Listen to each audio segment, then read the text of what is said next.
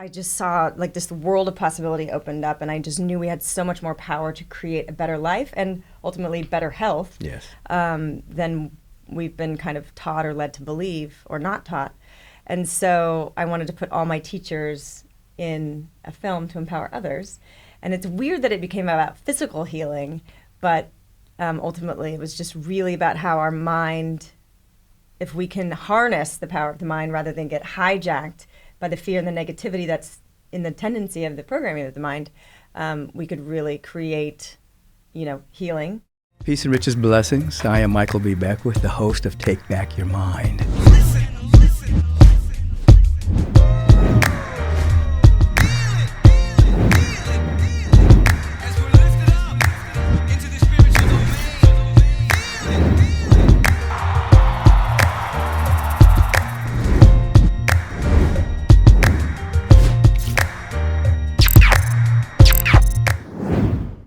Peace and riches blessings to all of you, and welcome to Take Back Your Mind.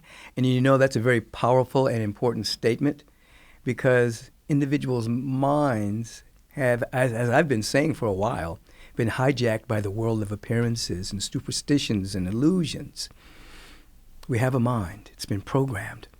We want to take it back and allow it only to be programmed with that which is uplifting and healing, inspiring, and life-transforming. Welcome. Today, I have the privilege of sitting with my friend Kelly Gores.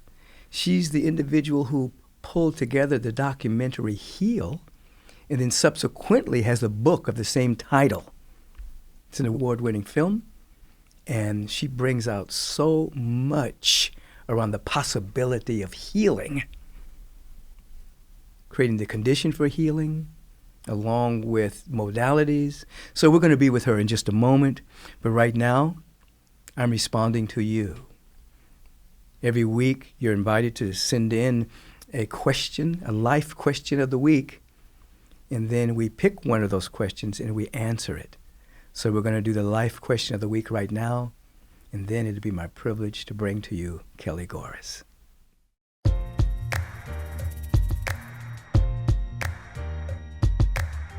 This is the portion of our program where we have the life question of the week.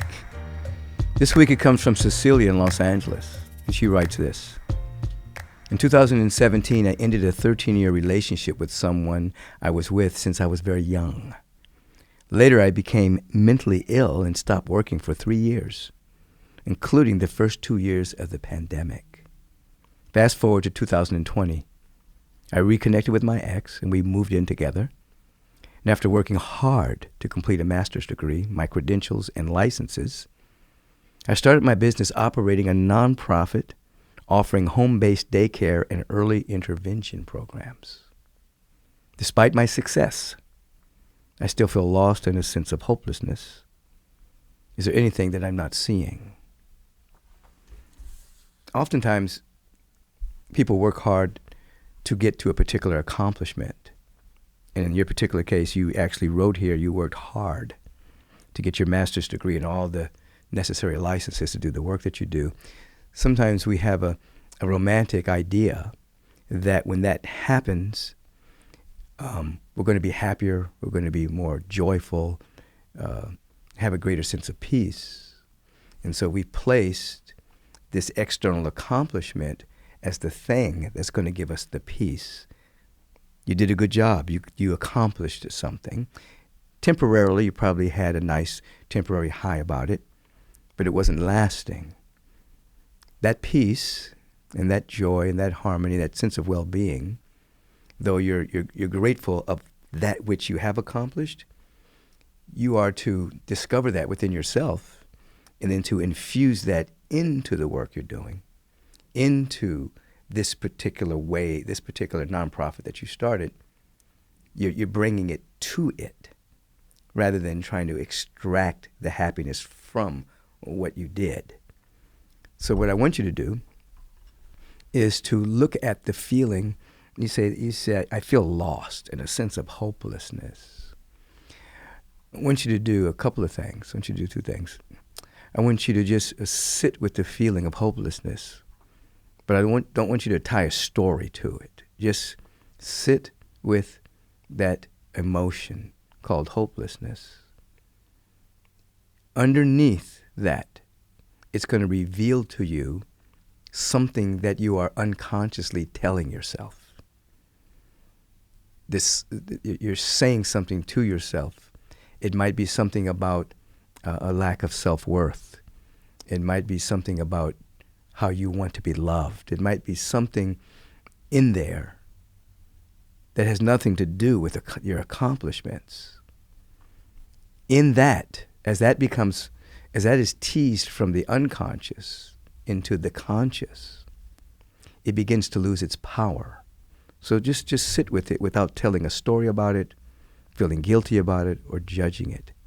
And then secondly, search your soul and discover, is there anything or anyone that you need to forgive? Is there any buried unforgiveness in your soul that's blocking you from a sense of joyful participation in life, an optimistic point of view? Oftentimes, the lack of forgiveness, even if it's for yourself, can create some level of hopelessness, despair, or feeling of loss. So those are the two things I would offer to you. Sit with the feeling. I would call it the emotion of hopelessness. See what it has to say to you. Tease it into consciousness so it can lose its power. Then ask yourself, is there anyone or anything that I need to forgive? If you discover something, don't hesitate to begin the practice of letting go. Begin the practice of forgiveness so that you can be free. I hope this assists you and anyone else who is watching. Have a beautiful day.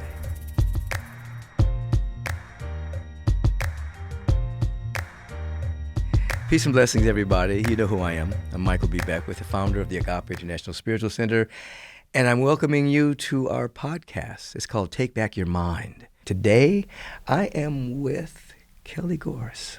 Hey, Kelly, how you doing? I'm doing great. Honored to be here. Oh, always good to be with you. And if you don't know who she is, I'm going to tell you right now. Many of you already know who she is. She's the founder of the Elevative Entertainment with the intention to create conscious media that informs, inspires, and empowers. That's a powerful word. She's the writer, director, and producer of Heal, a documentary feature about the mind-body connection and our body's innate ability to heal. Very powerful.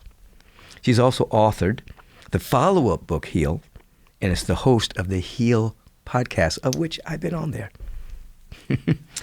Her passion for psychology, wellness, spirituality, and understanding consciousness is what drives her Heal platform, which she established to empower people with knowledge about the incredible intelligence and healing ability of the body temple and inspire people to expand their belief about what's possible. You've heard me say over the years that under the right conditions, your body can heal anything. And just on that, Kelly, it's interesting.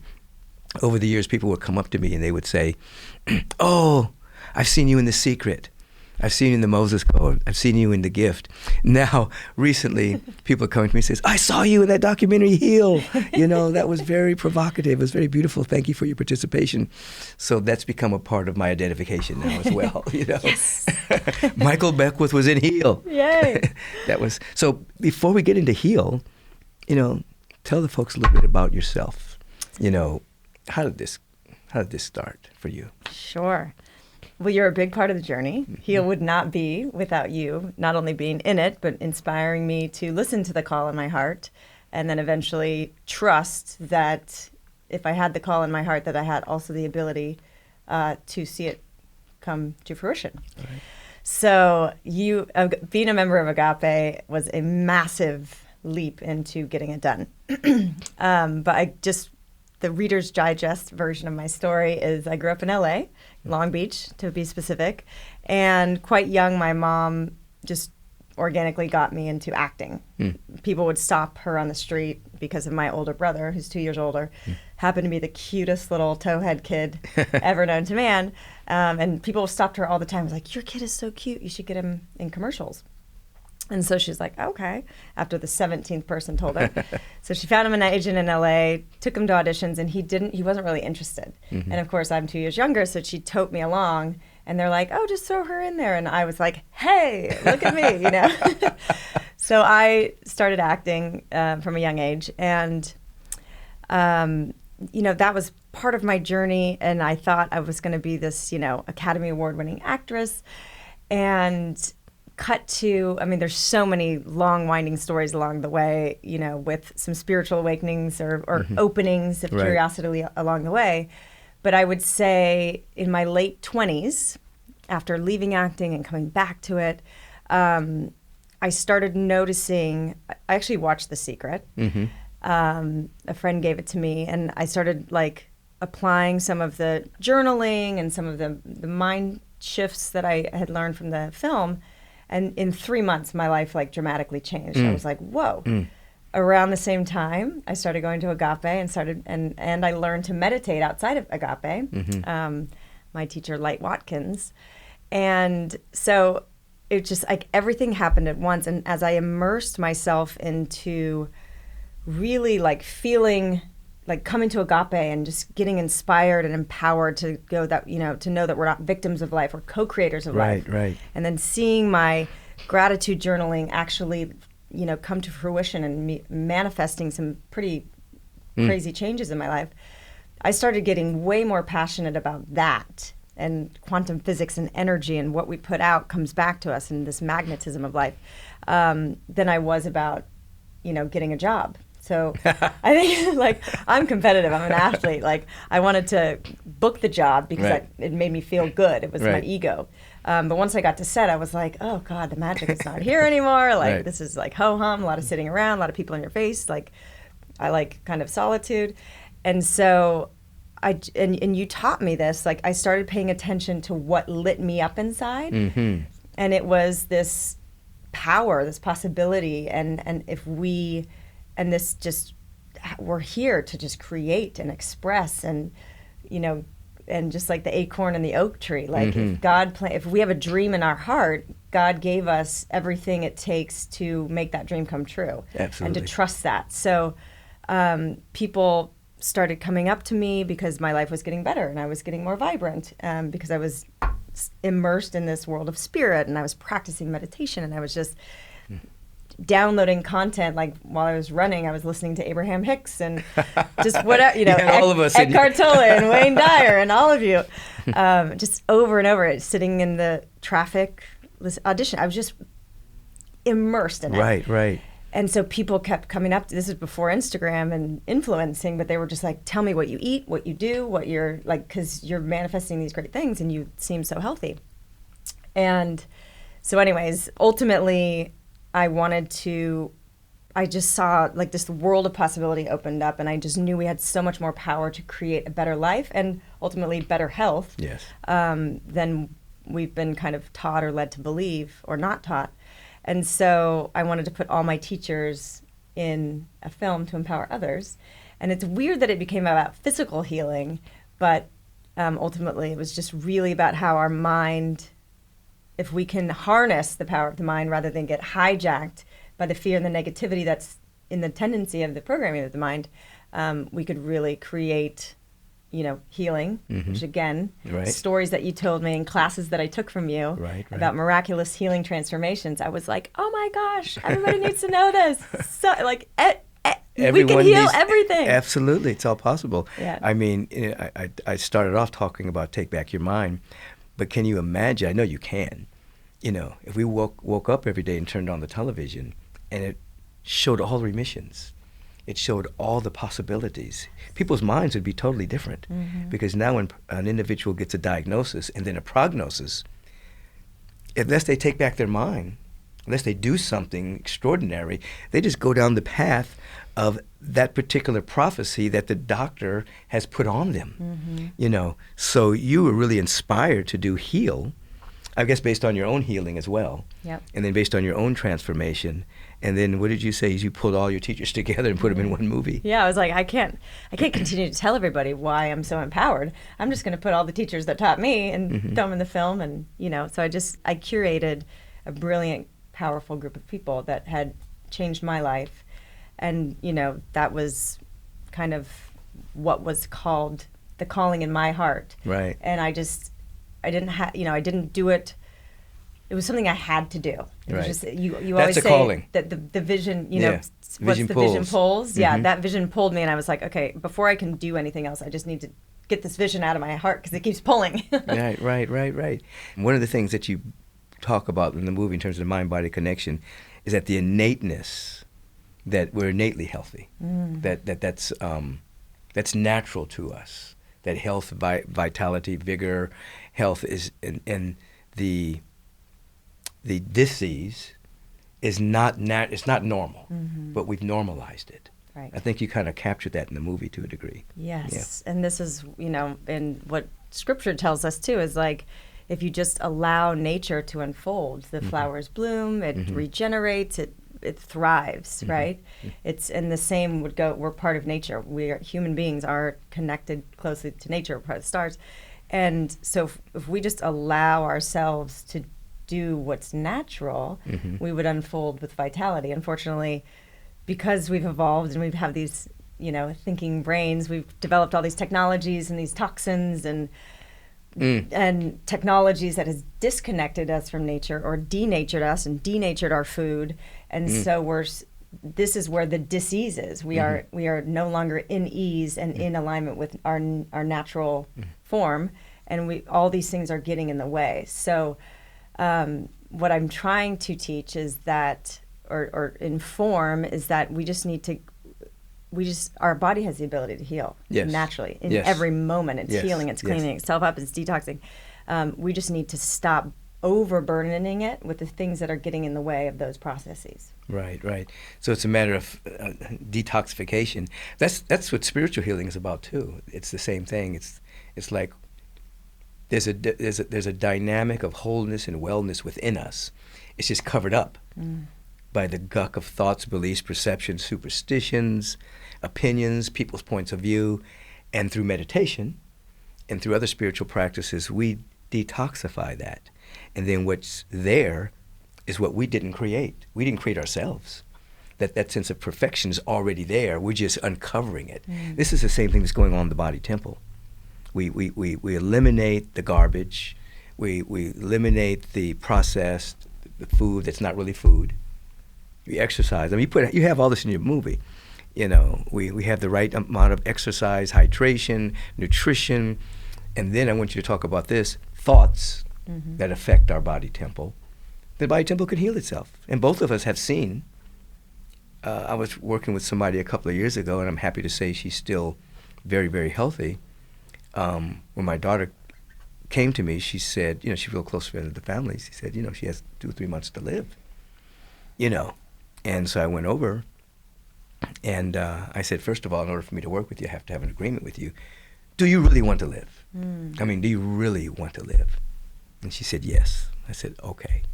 And we began to work. We started off with prayer, then we moved into nutrition, and then we moved into her emotions, certain toxic unforgivenesses that were there, traumas. And, she was in a support group, a cancer support group of 7 other women. She's the only one that survived. So she has a little survivor's remorse that we're working on. But what the doctors and her psychologist was saying, please prepare yourself, get your affairs in order. So she fired that psychologist and said, no, I'm going to live. Yeah. And she's alive today. She's having a great time. She looks beautiful. But the doctor gave her a prognosis. But the spirit and her agreement, I want to live, and she began to think along those ways, gave her a different prognosis. Now, there's probably a lot of cases like that we don't even know about. Yes, and I hear about so many of them. And I spoke to a woman on Monday who, she's like, I have triple negative breast cancer. This, I'm in the 3%. They told me I had a year to live, and all of my friends had passed away.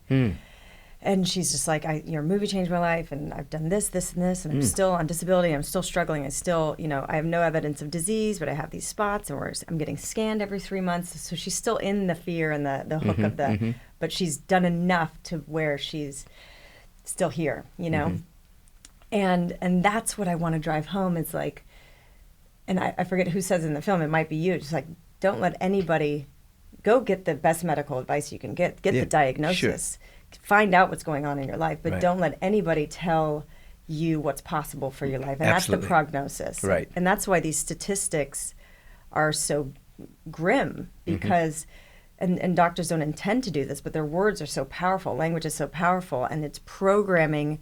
First of all, you're in fear because you're given, what we've been programmed to believe is a death sentence. Right. And then you're told that this is the dismal survival rates. Right. And 99% of the people, without a spiritual guide and family friend like you, or resources like Heal and anything else, or a community that just goes the opposite and says, like, no, you can do this, and just infuses you with possibility, you're going to be programmed by that, and you're going to end up, living out picturing that exact prognosis. And then the statistics stay dismal. Right. And what I am trying to switch, like, it's so hard to change a whole paradigm.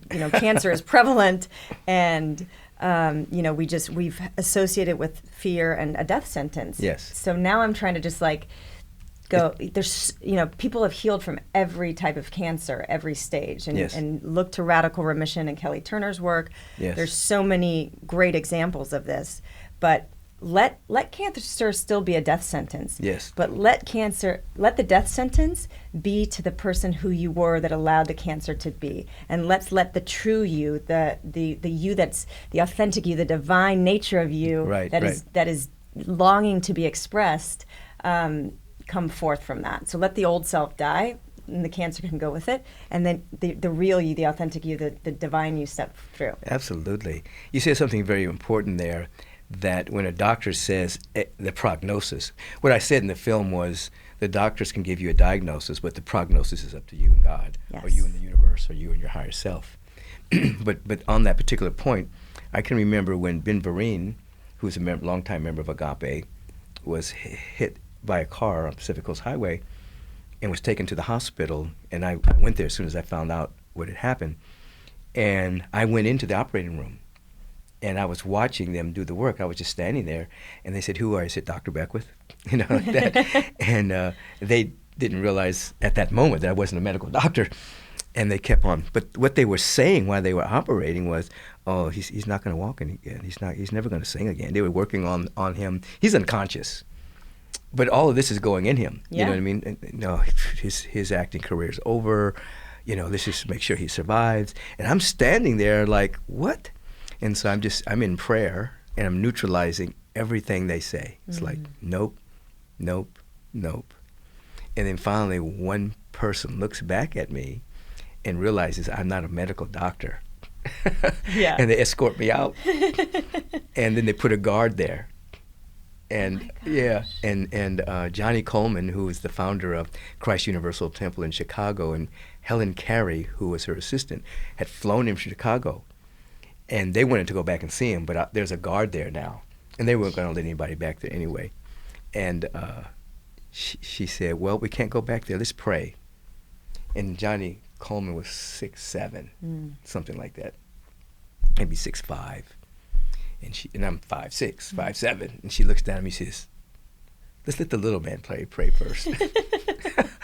So we held hands, and I did a prayer for Ben Vereen. And then when I finished, she said, "Helen, we can go back to Chicago. Baby Jesus is here." And they started calling me that nickname. But the point, and it's a sweet story, but the point is, those doctors were talking during an operation about the impossibility of this man singing and dancing again. So when I worked with him, I said, "You're going to be a neon sign for God, and you're going to be back on Broadway," which is what happened. Wow. He regenerated. And he went back on Broadway. I think he did Jelly's Last Jam, and he became like this neon sign for what's possible. Yes. So I know you have a lot of those stories, but what did you learn about the thoughts on the body and the psychology of a person in their healing? So, just on that note, as he's unconscious post, injury, and the doctors are just like doing what they normally do in, doomsday fashion. I recently went into surgery. I'm happy to share, but I got my implants out. And best decision ever. But I was anxious going into the surgery, and I just all these beautiful alignments happened right before. I was ready to get them out, but if you're going under and you're getting cut, like there's anxiety there. Right. So my osteopath came. She was like just really calming my central nervous system and getting me ready. And she was like, "Oh, there's a book." This is the day before. Not much time to read a book, but she said there's a book that this woman wrote called "How to Prepare for Surgery and Heal Faster." I think you should read it. And there's these 5 things she recommended. But what's amazing, and this is the thing, like if we consciously take control of our mind, there's these things we can do that actually miraculously help not only heal you faster, but can also prevent things from occurring. So one of the 5 things is, and I encourage anybody to pick up this book has to go under surgery, was to give these 5 healing affirmations to the doctor, for the surgeon to read as you're going under, or the anesthesiologist, whichever made more sense to do. So it's basically like just healing affirmations. So I printed them out, I wrote them, my surgeon was open to it, my anesthesiologist. So they're infusing my body and they're saying and these affirmations as I'm going under. But you can hear them. No, I'm unconscious at this Oh, point. you don't hear them saying anything? I don't hear them saying anything. I just have them on the wall, trusting that they're going to say them. They said them. Like one was, I had spoken to the nurse before, and they... You know they said them. I know they said them because I healed twice as fast as the normal person. Wow. And 99% of the people in my circumstance would need like draining tubes, which just like the thought of it makes me squirm. And so I like one of the affirmations, like if there's excess bleeding, add this affirmation that was like, there'll be minimal bleeding and no need for tubes, or whatever it was that I did. And he didn't put in tubes. So I didn't need tubes. There was it was the wildest thing. And this is revolutionary. It is revolutionary. And my doctor is like, please print these out for me. I'll say them for all my patients. Outstanding. So you've helped shift the paradigm by your own experience. I'm trying. It worked. Yeah. My nurse that helped take care of me after, she's like, I've never seen anything like this. It was wild. So can you imagine? Well, obviously you can because you're doing it. But what if every surgeon, whether they're pediatrician or an oncologist or whatever, before they operated on somebody, did powerful affirmations and set intention. This individual is going to heal faster than anybody I've ever known. Yes. I see the healing process while they're doing the work. Yeah, we're getting all the cancer out. You're going to heal your tissues. We're going to keep all the healthy tissues intact. Right. Whatever it is for your specific circumstance. I mean, it really, you're programming the cells of your body. Everything's listening all the time. Even if you're under anesthesia, you're still getting that information. You're getting it. You're getting it. You don't have to have me standing in the corner neutralizing. Yeah, exactly. Make your job a lot easier.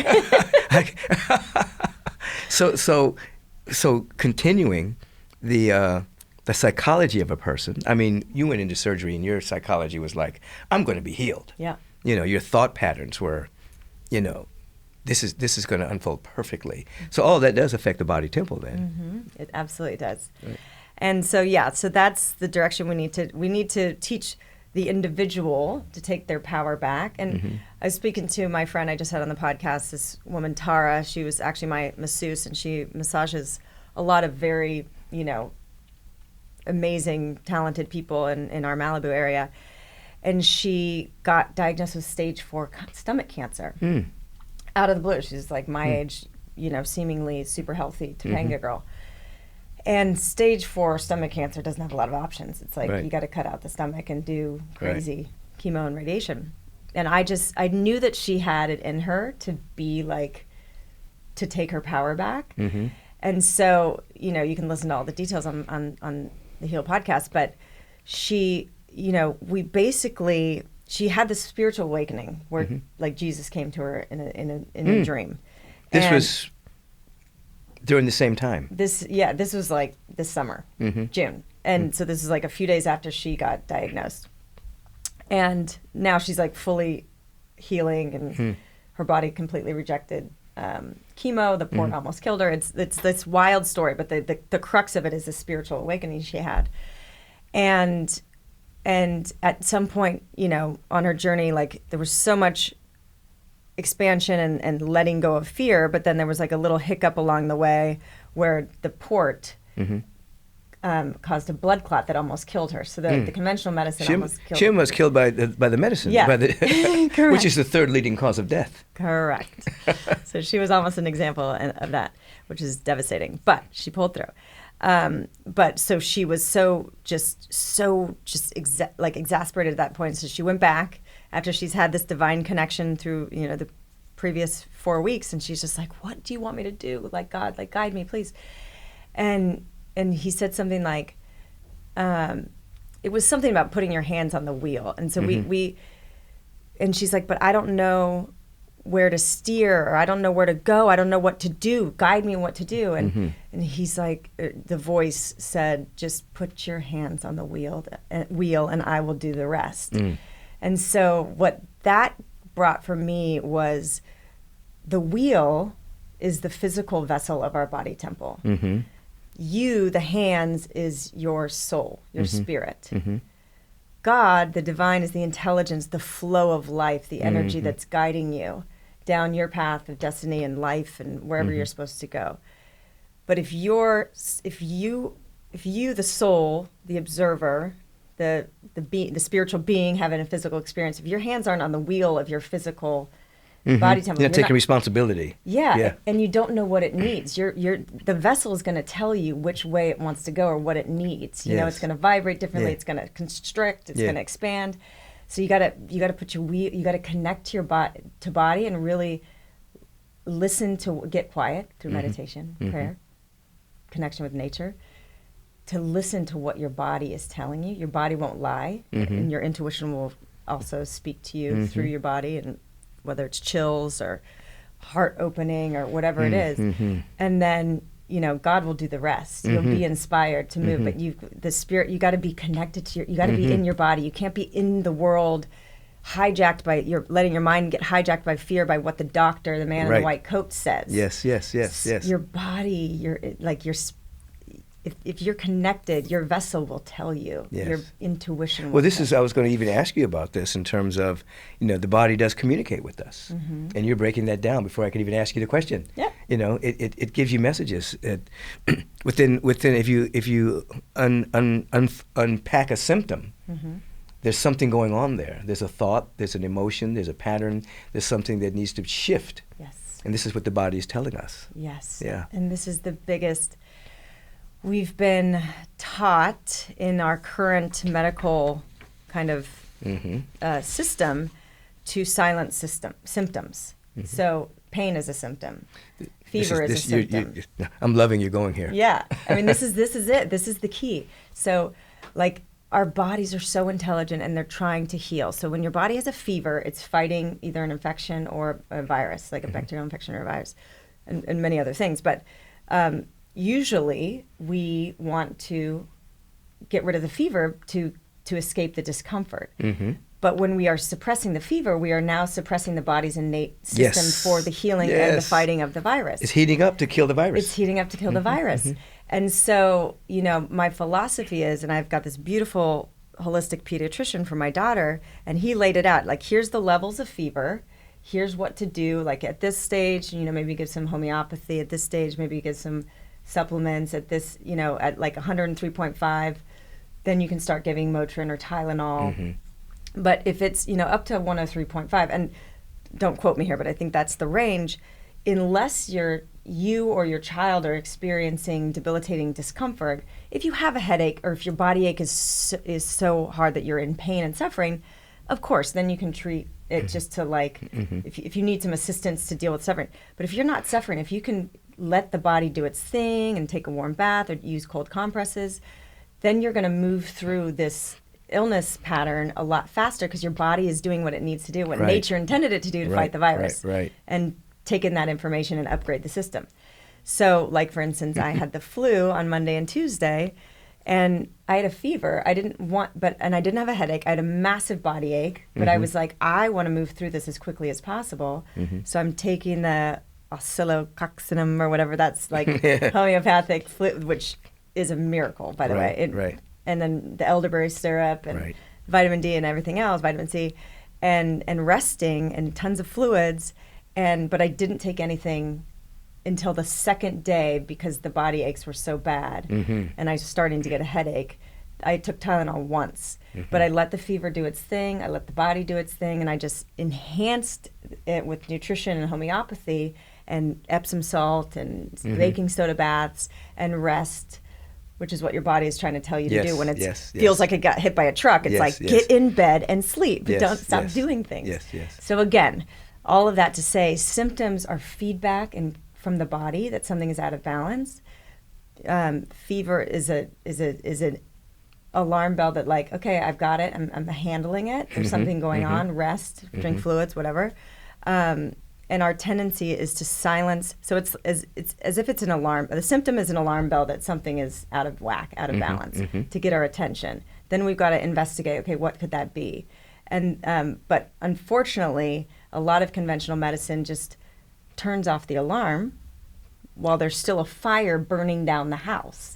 And then the fire gets bigger and bigger and bigger, and and we don't want to turn off the alarm. We want to get to the root cause and put out the fire. They'll treat the symptom. Yeah. And the issue's still going on. The root cause. The body temple is a genius. Genius. The fact that it would heat you up in order to kill the virus, and everybody's trying to cool themselves down to keep the virus alive. Right.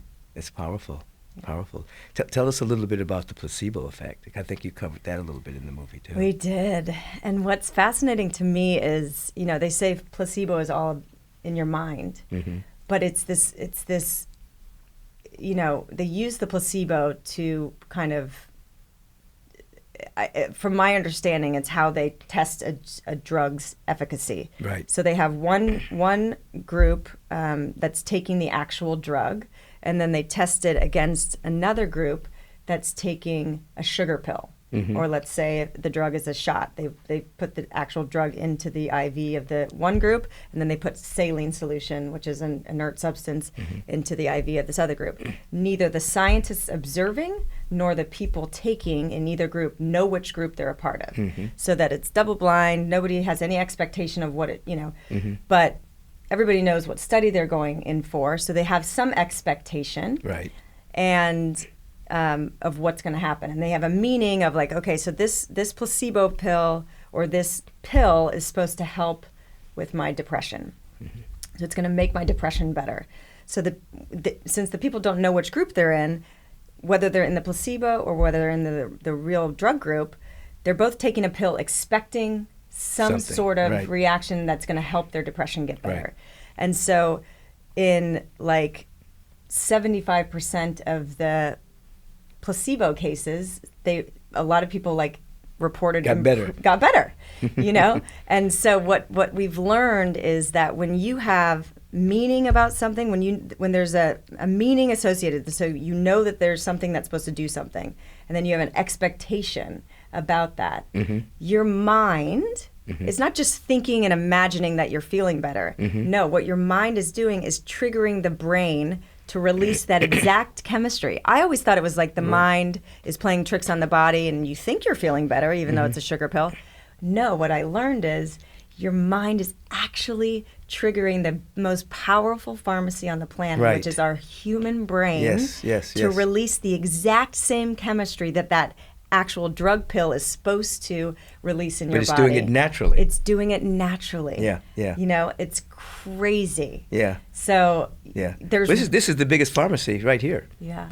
Just like our brain is better than Google. Yes. Google's just a research. But the brain carries all of everything necessary to tap into the whole cosmic mind. But I just really want you guys to hear the genius of the body, and the mind, and that joyful expectation or anticipation or availability, whatever word you want to use, is going to trigger the body to create the exact chemical that is necessary for the healing of the body. You don't have to take it exogenously. You don't have to take it from outside of yourself. You actually can create it from within. You guys hear that? You can create your own drugs from within. That's right. Whatever's necessary. And then you see how the opposite works. No side effects, only good side effects. Right. But then you understand how the opposite works and what we're doing with doctors programming us into a prognosis that we don't desire.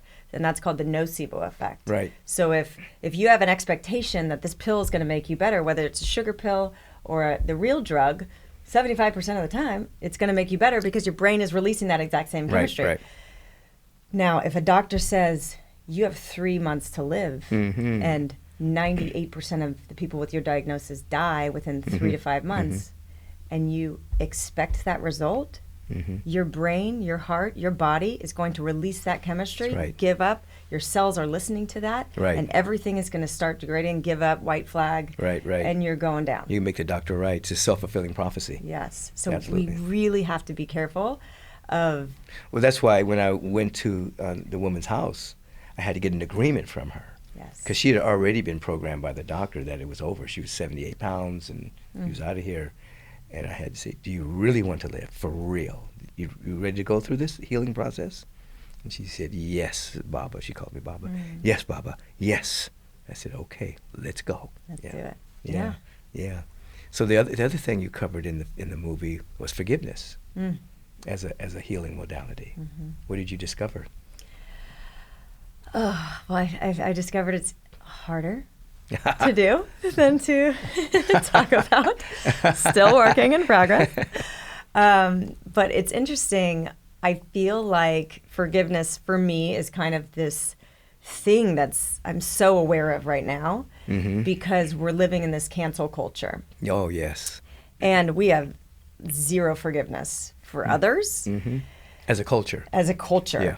And what I think is happening is that we're so hard on ourselves and we've hid so much away because we haven't had the tools to process. We've never been taught how to forgive. And we put this unrealistic pressure on ourselves. So we just like suppress and repress all these shameful things, starting from childhood that we think are these like earth-shattering mistakes we've made, which like nobody cares about what you did in second grade. Right. But because you haven't dealt with it, it's Right. growing and it's festering and compounding and other things are, and then it drives a bad choice you made at college, which then drives a bad relationship you attracted in your 30s. And it just, until you deal with that original mistake or wound or pain pattern or whatever, we just hide it. So I feel like my whole work right now is like accepting all parts of myself. Yes. And letting, when I want to condemn someone that's in the public or when I want to condemn someone that I see on the news, or I'm like, okay, or if I'm triggered by someone, I go, okay, there's something in me that I haven't accepted, or there's something in me that I'm still rejecting, or there's some part of me. So what I think the antidote of this cancel culture is like, we need to start forgiving the parts of ourselves in the past and in the moment, just these little mistakes that we feel shame about. And then because we feel shame, we push away, we hide, we deny into the shadow. Absolutely. And until we and I feel like the frequency of the earth right now Yes. is we're in a pressure cooker. And that's why people are having a really hard time. I have all the blessings in the world and I'm still having a hard time. So I just feel for people that are, it's overwhelming right now. Yes, and I feel sure. like it's because there's just this pressure cooker that's going to break open this paradigm and bringing all this shadow to the surface to be healed. Yes.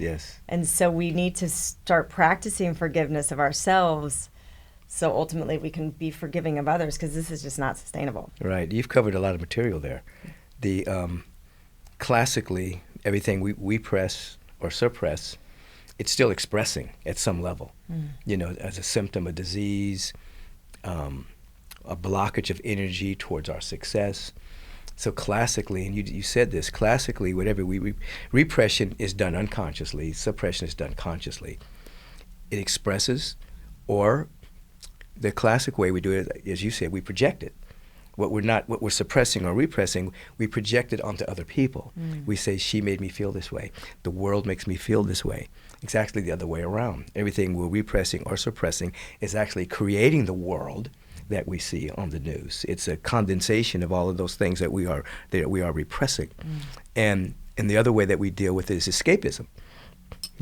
We'll Netflix ourselves to death. We'll go to cocktail parties. We'll drink. We'll go to happy hour and not be happy. But if we go into deep self-forgiveness, which means radical honesty, actually looking, no blame, no shame, no guilt, no judgment, just sitting. When you said embracing all of ourselves. That's no shame, no game, no blame, no shame, no judgment. Just looking at it, just being with it. Sometimes just feeling it without adding a story to it. With powerful observation, it leads to transformation. Those thoughts get transformed. That's forgiveness. And as I really appreciate you bringing this up, because the planet is vibrating much higher. And it is creating a point where nothing can be hidden. But classic projection says, I got to counsel that person because they made me feel bad. I'm seeing that in friendships. People that have loved each other, suddenly they get triggered by somebody, and they're not talking. They're not talking to each other. They're avoiding each other. They don't understand that they're avoiding themselves. You know, that person triggered them to heal, to look at themselves and say, well, you know, you're not angry at something. You have angriness in you. Yes. You know, so you covered a lot of material there. So that's why I always teach that all forgiveness is self-forgiveness. You think you're forgiving that person over there, but the rancor and the resentment and the animosity is operating here. I'm putting it on that person. Now, I'm not saying that person didn't necessarily say something or do something that was good, but what they are touching is something that needs to be healed here. So you covered all of that material, and you cover some of this in the movie too, right? I mean, yes. Forgiveness is powerful. Every spiritual path has forgiveness in it. You know, that's everybody kind of agrees with that. Yeah. You know, but however, it's not necessarily being practiced in the world. And I've heard many, many stories of healing where they're like, you know, I did the juicing, I did the yoga, I'm the meditator, I've, you know, do service, I'm involved in my church, and I still got cancer. Like Yeah. what? And one story was actually Koya Webb told me about visiting her friend, and he was like this runner, and like he was the pinnacle of health, and he's sitting in the hospital dying of cancer. And she was sitting with him, and she just got inspired to ask, is there someone you're not forgiving? That's And that was the missing piece. And he was like, oh, I have chills thinking about it. Yeah. Like sometimes that it's so crucial, whether it's yourself or someone else or probably both. Yeah. It could literally save your life. Yeah. It blocks success, health. I mean, if there's a blockage that we have in our life and it just won't yield, we've done everything, oftentimes it is something that we haven't forgiven. I was doing a program called Biocybernaut by Dr. James Hart in Sedona, and it's a 7-day intensive meditation program. You should probably take it. I know. And you go deep. But anyway, one of the participants, I wasn't at this particular session, but the doctor was telling me one of the participants that came to take the program had received his Kriya personally from Paramahansa Yogananda. So he was very proud of that. And so every day what happens is you go into meditation and you're working on either alpha, theta, or delta, and your brain waves are shown on a screen. You can actually see, you know, your whether you're in states of coherence or not. So he was always, quote unquote, in last place. Oh, wow. You know, and it's like he wasn't improving every day. And he was very proud. Well, it was Paramahansa. That was my yoga. Right. That was my guru. He touched me. He gave me Kriya. And so James would say, you know, when you go into your chamber, you know, try forgiveness. He wouldn't do it. So every day he was still flatlining. So one day we come back into the room and he's off the chart. And James says, what did you do? I mean, I wasn't there. I'm just recounting the story the way James told me. He said, I forgave my sister. And James said, we didn't even know you had a sister. When was the last time you talked to her? Over 20 years ago. He says, what? So what happened was he forgives his sister. The sister calls him at Biocybernaut. She felt something. Wow. Called his place of employment, and she proved that she was a relative. Called him, and they had a tearful reunion over the phone. They hadn't talked in years. But the moment he forgave, something happened in the field. And she called him. Wow. But and also his meditation improved. The blockage that he was having was dissolved because he began to forgive his sister. So forgiveness is powerful. Oh my gosh. And we see it now, with the polarization of the politics, polarization. We see all this stuff going on. People are quick to cancel. They're quick to hate. They're quick to point the finger. They're quick to blame. They're quick to shame others. They're wrong. They did this. They made me feel this way. We have to come back to the basics. Forgiveness. Just forgive. They know not what they do. Everyone has been programmed to a degree. And we have to break the programs through the things you're talking about. Before we go, biochemistry of love. Oh boy. That's probably a long subject. I feel like that's a Bruce Lipton question. Well, it was in your movie. I know. I'm looking at the time. I'm like, that's a long answer. Well, it accelerates healing. Yes. Yeah. Love. I mean, I feel like what I've learned from you and what I've learned from people like Anita Morjani, who touched divine love, who have had a near-death experience and, gone to the other realm and expanded into this love that passes any human understanding and is beyond our description. And that made her have a shift in consciousness and lose fear of dying and reconnect with our source. And that source is always there. And there's a thin veil. It's like the biochemistry of love. If you through meditation, through prayer, through community, through connection with nature, through expression of your gifts, that's love. All of those things that expand your heart and connect you to source. That releasing that biochemistry of love or shifting love in you is the greatest healing elixir. That's the greatest healer right there.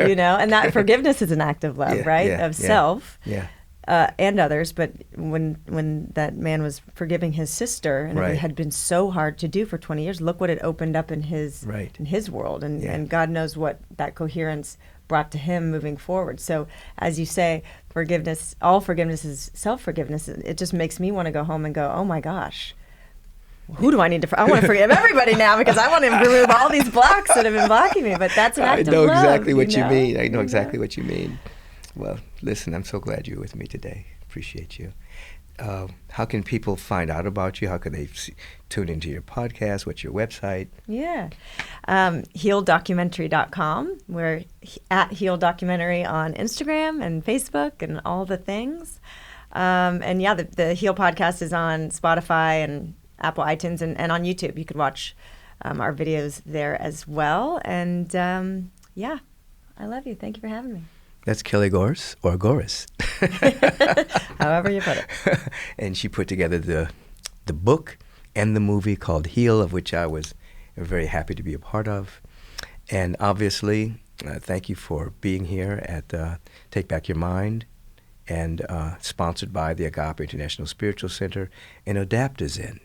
Adaptozen is my product line that has great super green food, as well as the vitamin D3K2. You can get that from Neutralize.com. And as she mentioned vitamin D earlier. Yeah, it's delicious. You want to take that every day. I want to take what you're taking every day. Look behind you. Yeah. Right? You see that right there? I know. I ordered some. Oh, you got it? I have some. Yeah, all right, I drink beautiful, it. Beautiful. So there you have it. Have a bright and wonderful day. You know where to find Kelly. You know where to find me. We'll see you soon.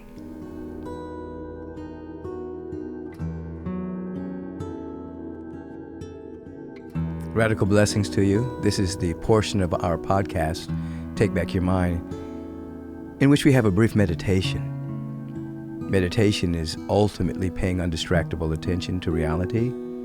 Meditation is also to become aware of something. So we're going to take a few moments, and based on our conversation with Kelly Gores, we're going to begin to do a self-fulfilling prophecy for our own life. So I invite you to sit with your back erect, not being rigid, no rigidness, just erect, feet on the ground, hands facing on your lap, facing upward as a sign of receptivity. Begin now to close the outer eye, both eyes. Just take a deep inhalation. Release. Another deep inhalation. Release. Deep inhalation. Release. And allow yourself to feel into an awareness that right where you are is all the reasons for you to be peaceful. Right where you are is every reason that you need to feel a level of serenity. Right where you are is all the reasons that you need to feel a deep sense of inner joy.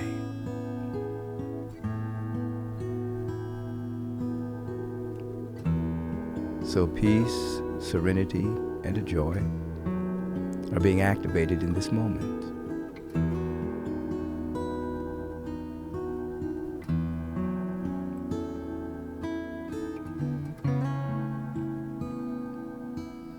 Now, say to yourself, my body can heal anything.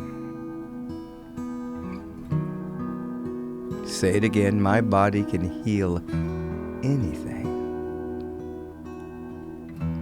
My body can heal anything.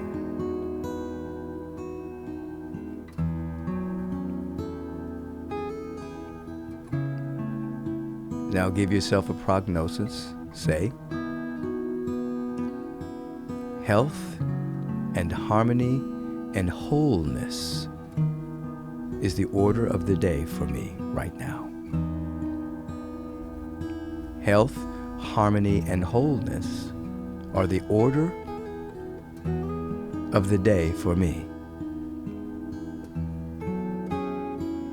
Health, harmony, and wholeness is the order of the day for me.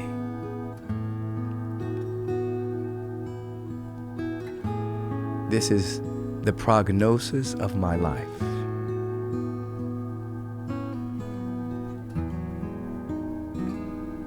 Say, divine success reigns supreme in my life. Divine success reigns supreme in my life. Divine success reigns supreme in my life. Say it. Regardless of the world's forecast, diagnosis, polarization, economy, inflation, stagnation, greedflation, the diagnosis may be perilous, but the prognosis is, say to yourself, the prognosis is, I am successful in every area of my life. What the world is going through does not apply to me. I am successful in every area of my life. What the world is going through does not apply to me. I am successful in every area of my life. What the world is going through does not apply to me. That is the prognosis for my life. Health, success, and well-being. Sit with this for a moment.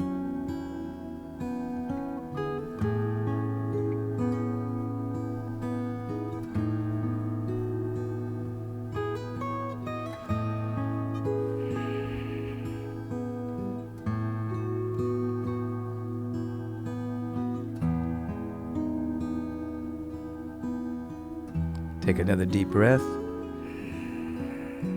Release.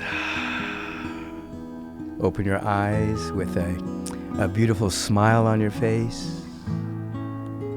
Because whatever the diagnosis is about your life based on the world, whatever your previous prognosis was, you've now cast a new prognosis about yourself. you've taken back your mind. Peace and blessings to you. Your time is very valuable, so I want to thank you for lending us your ear and participating in taking back your mind. If you want to submit a question for the question of the week, please submit it to podcast@michaelbeckwith.com. If you've enjoyed what you've heard today, please submit a review and let us know your thoughts. Stay on top of current episodes by subscribing to the podcast so that you'll receive alerts and not miss one single episode. And feel free to share this podcast with all of your friends and family. And until we meet again, take back your mind, and you will take back your life. Peace and blessings.